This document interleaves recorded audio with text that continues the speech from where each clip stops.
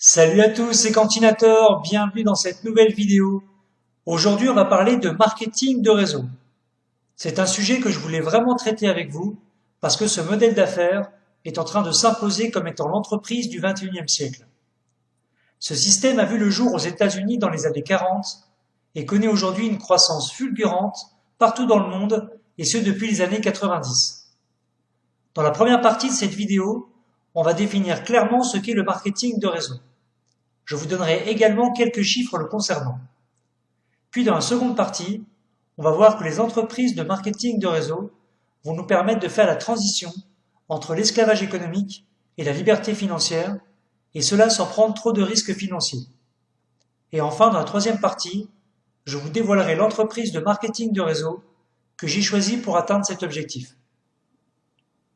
Pour la première partie, je vais laisser la parole au youtubeur de la chaîne Prendre sa vie en main, une chaîne de développement personnel que j'apprécie énormément, parce que pour moi il a fait la vidéo la plus pédagogique que je connaisse pour expliquer aux gens ce qu'est le marketing de réseau. Bien entendu, je vous mets le lien de sa chaîne dans la description. Imaginez-vous dans un nouveau restaurant fraîchement ouvert. L'accueil est plaisant, la déco sympa et les plats sont succulents. Vous en parlez à des amis, ceux-ci sont ravis. Eux-mêmes vont conseiller ce resto à des membres de leur famille, à des amis et autres collègues. Et petit à petit, le restaurant commence à se faire connaître via ce que l'on appelle le bouche à oreille. Dans la majorité des cas, le restaurant ne vous aura pas payé un centime, ni même adressé un remerciement, alors que vous êtes à l'origine de peut-être plusieurs dizaines de clients, car tout cela s'est fait naturellement et de manière transparente. Eh bien, il existe un type d'entreprise qui utilise la puissante force du bouche à oreille pour se développer. Il s'agit du marketing relationnel, aussi appelé marketing de réseau ou MLM, pour multi-level marketing. On parlera de network marketing en anglais. Le problème, en France, c'est que le marketing relationnel est non seulement mal connu, mais en plus à mauvaise presse. En effet, trop souvent, les médias n'en parlent que dans le cas d'arnaque, et malheureusement, il en existe, et très rarement comme une possibilité de réussir. Les médias, pour attirer de l'audience, doivent faire dans le scandale, dans ce qui choque. Mais ceci est un autre débat. Mais effectivement, certaines entreprises sont des systèmes pyramidaux déguisés. Une pyramide, qu'est-ce que c'est au juste ? Je vous invite à cliquer sur cette vidéo pour découvrir une animation très bien faite expliquant ce qu'est une pyramide de Ponzi. En résumé, non seulement c'est une arnaque, mais c'est aussi illégal. Le système est basé sur la promesse de faire de miraculeux retours sur investissement, juste avec de l'argent que tout nouvel entrant va apporter. Autrement dit, l'argent des nouveaux paye le bénéfice des anciens. Et si, à un moment donné, les entrants ne sont pas assez nombreux, eh bien la pyramide s'écroule, car les anciens ne perçoivent plus d'argent.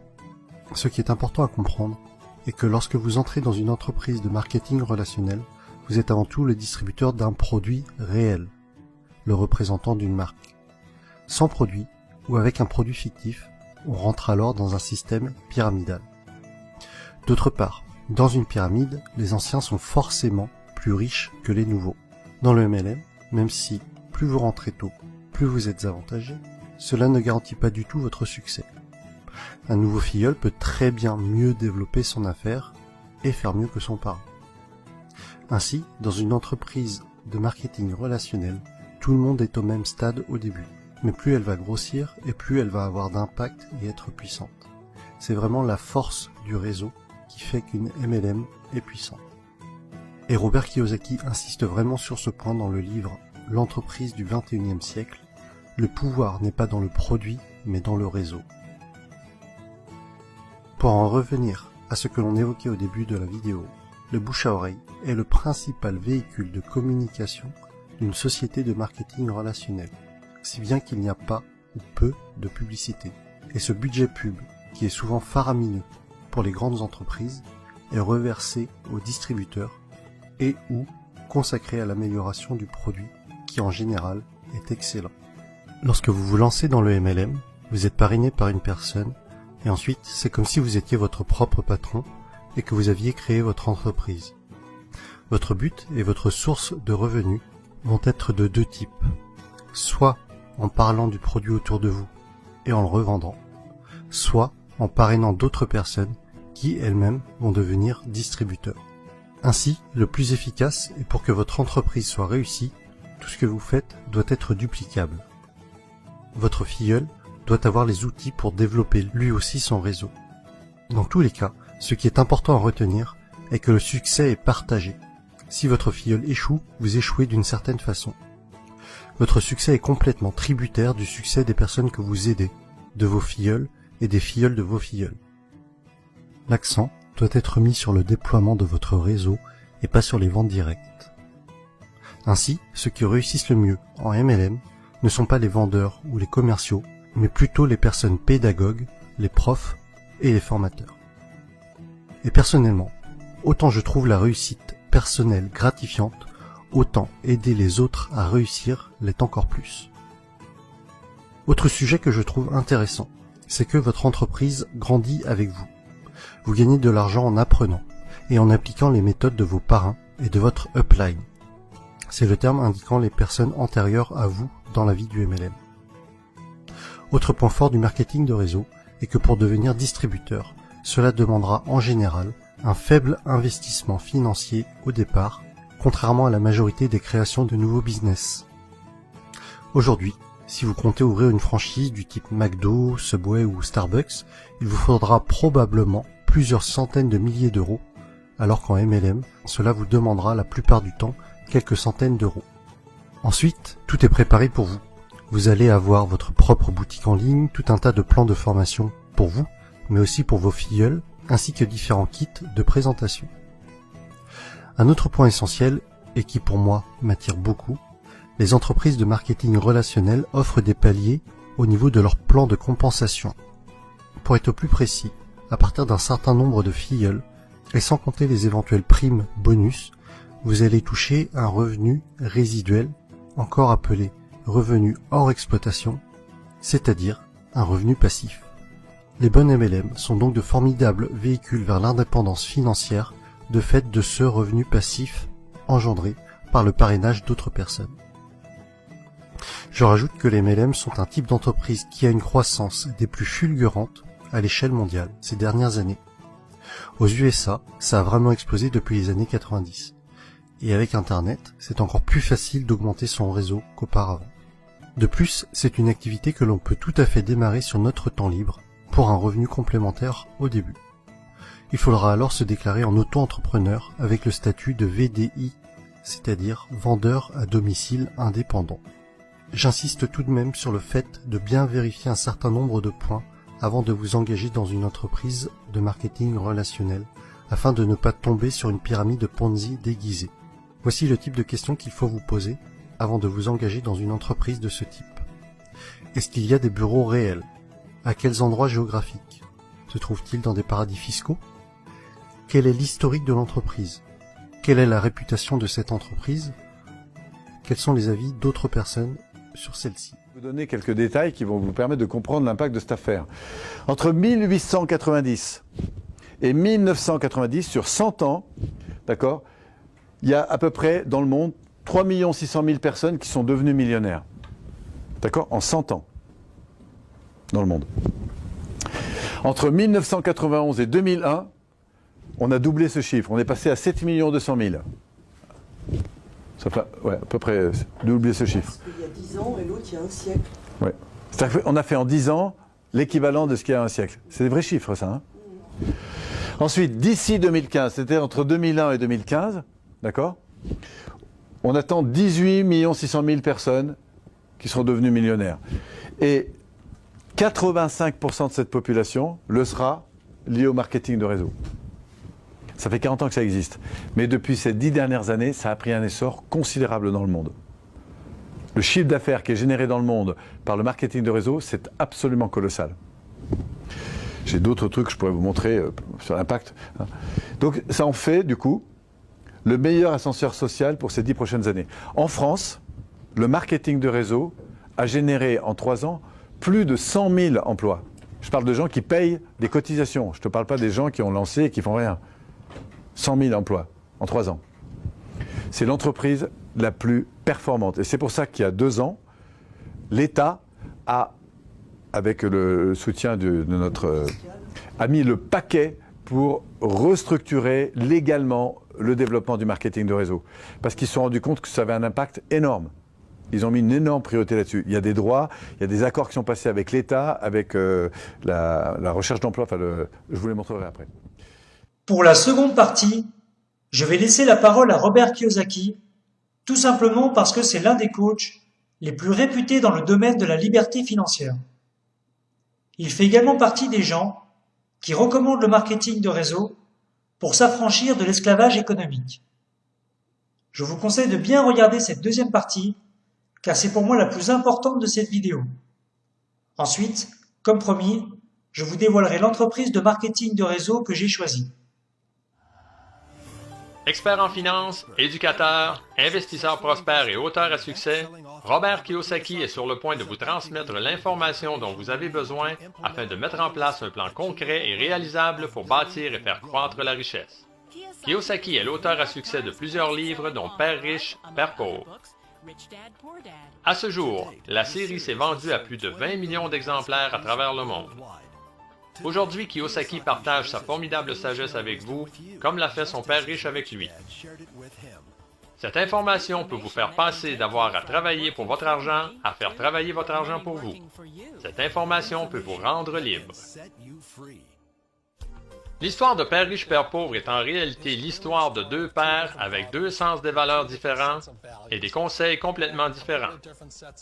Par exemple, mon père pauvre m'a toujours dit « Va à l'école, aie de bons résultats scolaires, un travail bien rémunéré, travaille fort, vis de façon modeste, épargne de l'argent, paie tes dettes et procure-toi un bon plan de retraite. » C'étaient les valeurs de mon père pauvre.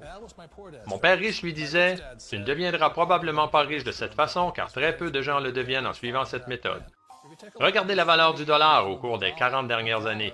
Économiquement, le dollar est conçu pour perdre de la valeur chaque année. Alors pourquoi économiser quelque chose qui perd de la valeur chaque année? Ce que cela représente au niveau de votre plan de retraite, c'est qu'au moment de vous retirer, la valeur de vos dollars aura baissé et le coût de la vie aura augmenté. Pour mon père riche, il s'agissait de mauvais conseils et c'était insensé. Un important diagramme que mon père riche m'a montré quand j'étais un petit garçon est un diagramme connu sous le nom de cadran cash flow. Et le cadran est constitué des 4 types de personnes qui constituent le monde des affaires. Mon père riche disait, dans le monde des affaires, il y a les E. Et E veut dire employé. On peut toujours les identifier par leurs valeurs fondamentales. Que ce soit le président ou le concierge de la compagnie, ils utilisent toujours les mêmes mots. Ces mots sont « Je cherche un emploi stable et garanti avec de bons avantages sociaux ». C'est ce qui fait d'eux des employés. Leurs valeurs fondamentales sont basées sur la sécurité. Un autre des 4 types est les S, pour spécialistes, petite entreprise ou travailleurs autonomes. Encore une fois, leurs valeurs fondamentales les amènent à tous utiliser les mêmes mots. Si vous désirez que ce soit bien fait, faites-le vous-même. S veut aussi dire qu'ils sont solitaires. Ils opèrent généralement seuls. Ils vont agir par eux-mêmes. Côté droit du cadran, on retrouve les B. Et ce que mon père riche disait que le B signifie est grosse entreprise, comme celle de Bill Gates. Le magazine Forbes décrit une grosse entreprise comme ayant 500 employés ou plus. Et leurs mots sont différents. Ils disent « Je cherche un bon système, un bon réseau et les gens les plus qualifiés que je connaisse pour diriger mon entreprise. » Contrairement aux S, ils ne veulent pas diriger seuls l'entreprise. Ils veulent des gens intelligents pour diriger l'entreprise pour eux. Et les 4e du cadran sont les I. I veut dire investisseur. Ils sont des gens qui ont de l'argent qui travaillent fort pour eux. Les B ont des gens qui travaillent fort pour eux. Les E et les S sont ceux qui travaillent fort pour les plus riches. Ce sont les grosses différences. Du côté gauche du cadran, les gens travaillent pour la sécurité. Ils travaillent aussi pour l'argent. Du côté droit du cadran, la valeur fondamentale la plus recherchée est la liberté. Ils ne veulent plus jamais avoir à occuper un emploi. Ils ne veulent pas avoir à travailler pour le reste de leur vie. Alors la beauté de bâtir une entreprise et d'apprendre à investir est très simplement que cela représente un revenu passif. Vous travaillez fort pour quelques années, mais il est probable que l'argent continue d'abonder pour le reste de votre vie. Je recommande fortement aux gens de faire la transition vers le cadran B. La beauté des entreprises de marketing de réseau est qu'elles vous permettent de faire la transition à un coût très faible. Et c'est pourquoi je suggère aux gens de considérer le marketing de réseau. Si vous vouliez bâtir une entreprise comme Microsoft, il vous faudrait des centaines de millions de dollars. Mais une entreprise de marketing de réseau va vous permettre de débuter avec un investissement minime. Ils seront patients avec vous et ils vous laisseront le temps de faire la transition. Et la raison pour laquelle le temps est si important pour la plupart des gens est qu'il faut du temps pour changer leurs valeurs fondamentales. Et la chose la plus importante est qu'une fois que vous aurez pris le temps, disons que ça prenne 1 an, 2 ans ou 5 ans, peu importe le temps qu'il faut, une fois que vous aurez constaté la valeur ou les valeurs fondamentales du côté B et du côté I, vous serez impossible à arrêter. Aujourd'hui, je ne retournerai jamais me chercher un emploi. Pourquoi le ferais-je? Je préfère demeurer du côté droit, bâtir des entreprises, payer moins d'impôts et faire plus d'argent. Mais le secret est qu'une personne doit changer ses valeurs fondamentales de celles de mon père pauvre à celles de mon père riche. Et c'est une des beautés des entreprises de marketing de réseau. Pour un coût minime, elles vont travailler avec vous et vous donneront le temps de faire cette transition vers le côté droit. Le meilleur capital qu'une personne peut bâtir est une entreprise. C'est la chose la plus intelligente que vous puissiez faire.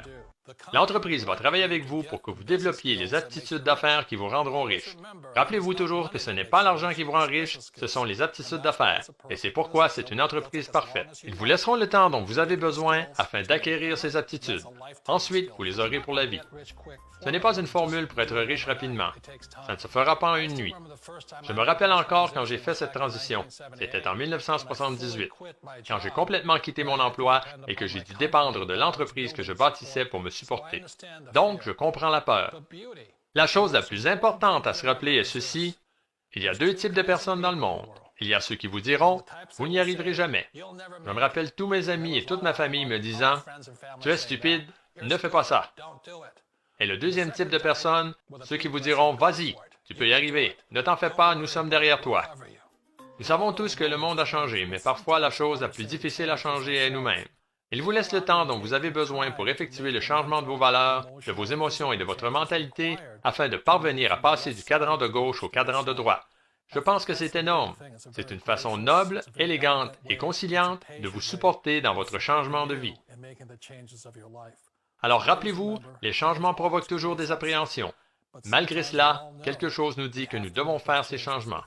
Si vous arrivez à changer votre vision, certaines de vos valeurs et vos règles, vous découvrirez qu'il existe un tout autre ensemble de règles plus propices aux gens qui désirent être riches. In this section, I want to talk to you about a different kind of quadrant.